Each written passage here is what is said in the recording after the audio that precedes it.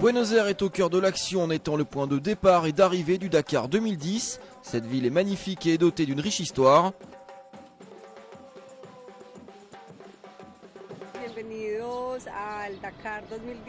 C'est bien sûr là qu'est né le tango, célèbre danse sensuelle. C'est également une ville moderne et vivante, appréciée des amateurs d'architecture.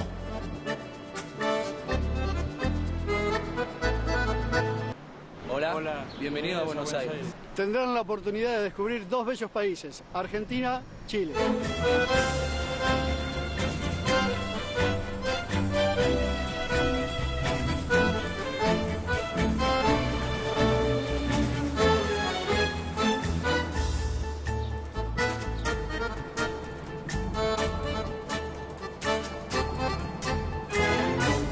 Suerte a todos los participantes.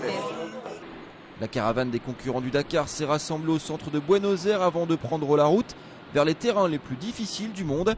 Avant cela, pendant 3 jours, les engins étaient exposés pour le plus grand plaisir du public. Des supporters venus du monde entier pour admirer ces belles mécaniques. Devant une foule de 500 000 personnes, le départ de l'édition 2009 avait été grandiose.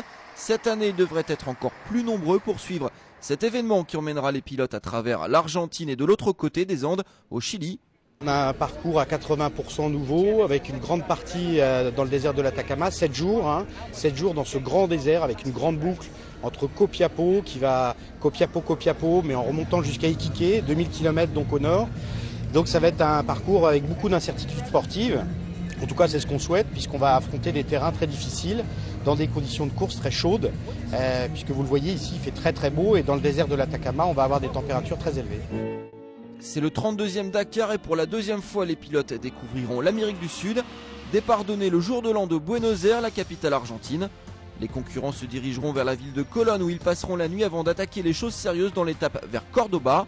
Ils se lanceront ensuite à l'assaut de la montagne. Avant d'entrer dans le désert d'Atacama, vieux de 20 millions d'années, 50 fois plus aride que la vallée de la mort en Californie, les équipages vont grimper plus de 3000 km de dénivelé au cours de la 4e étape en direction de Copiapó.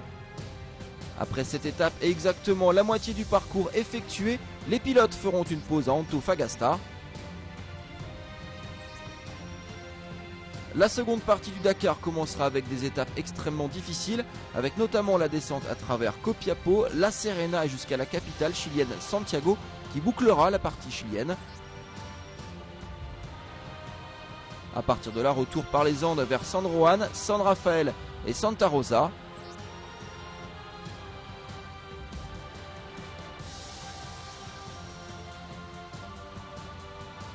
Le reste des 9000 km de ces 14 étapes ramènera les pilotes à Buenos Aires où seront sacrés les nouveaux vainqueurs du Dakar 2010.